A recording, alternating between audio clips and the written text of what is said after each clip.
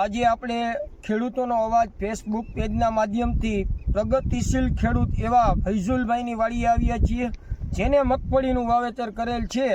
એ ચાલો આપણે જોઈએ.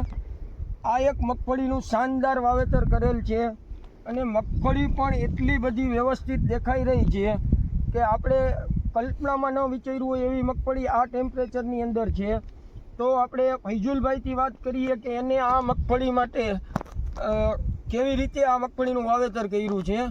તો ફૈઝુલભાઈ, તમે જે આ મગફળીનું વાવેતર કર્યું, દર સાલ મગફળી વાવો છો? ના, દર સાલ નથી વાવતા. તો આ વર્ષે જ વાવી છે. તો આ વર્ષે તમને મગફળી વાવવાનો વિચાર કેમ આવ્યો? કપાસમાં ખર્ચો વધી જાય છે. હા જી. ને જીવાત ને જંતુનાશકની બધી દવા વધારે છાંટવી પડે છે. બરાબર. એના હિસાબે મગફળી વાવી અને શિયાળુ પાક લેવા મળે, બે પાક લેવા જડે અમને. બરાબર છે. તો તમે એવું વિચારો છો કે દર વર્ષે તમે કપાસ વાવો છો, એમાં રોગ જીવાતના પ્રશ્નો વધી જાય છે અને યોગ્ય ભાવ નથી મળતા, એ હેતુથી તમે મગફળીનું વાવેતર કરેલ છે.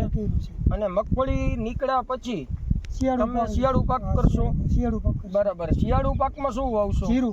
જીરું વાવશો. એટલે કે મગફળી અને જીરું બંને સાથે મળી અને કપાસથી વધારે ઉત્પાદન મળે છે. બરાબર છે. તો તમે આ વાવેતર કર્યું, તો એ વાવેતરમાં બિયારણ કયું પસંદ કર્યું? બિયારણ અમે કર્યું છે ગિરનાર 4 નંબર. ગિરનાર 4. બરાબર છે. તો તમે આ મગફળીને વાવેતરમાં પાણી કેવી રીતે આપ્યું? પાણીમાં અમે પહેલે ઓરવી નાખ્યું હતું. હા. ઓરવીને પછી વાવીને પાછું પીત આપી દીધું. બરાબર. એક વખત પારા બાંધી અને હરિયા બનાવ્યા, જેની અંદર તમે મગફળીનું વાવેતર પેલા પિયત આપી દીધું, પછી મગફળીનું વાવેતર કરી ફરી એકવાર પાછું પિયત આપી દીધું. એટલે આશરે કેટલા દિવસની મગફળી? 15 દિવસની થઈ.